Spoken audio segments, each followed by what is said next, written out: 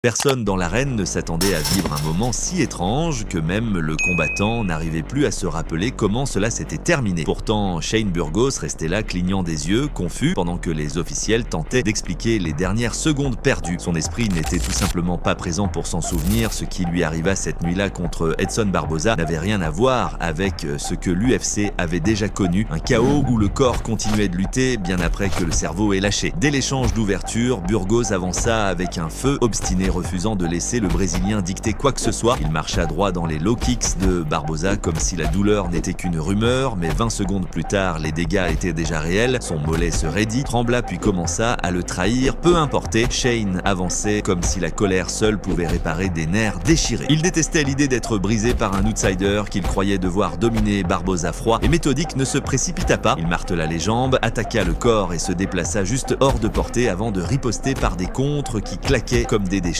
Plusieurs fois, Shane tenta de le coincer, lançant des crochets larges pour semer le chaos, mais Edson pivota et le punit par des droites nettes. Après une attaque manquée, Barboza le surprit même d'un coup de pied tournant au corps qui coupa le souffle à Shane round après round. Barboza le démantela morceau par morceau. Son mollet souffrait, ses côtes palpitèrent et ses réactions ralentirent, juste assez pour qu'Edson lise chaque tentative. Burgos poussa malgré tout, lançant des combinaisons désespérées pour créer ce moment où la pression surpasserait la technique, mais le timing d'Edson resta d'une précision parfaite. Il esquiva les crochets fous, toucha Burgos de jabs chirurgicaux et tenta même un spinning kick que la foule avait vu venir. Shane bloqua par pur instinct, puis vint l'échange final qui n'avait rien d'extraordinaire à première vue. Barboza décocha un 1-2 rapide, pas les coups les plus puissants, mais vifs et idéalement placés. Son adversaire ne tomba pas tout de suite et pourtant 3 ou 4 secondes plus tard, ses jambes flanchèrent et il s'effondra sur le canvas. Personne ne comprit ce qui venait de se passer et Barboza se rua pour finir, mais l'arbitre intervint immédiatement. L'arène explosa de stupeur devant ce retournement soudain, mais le verdict était clair, Barboza avait empoché la victoire.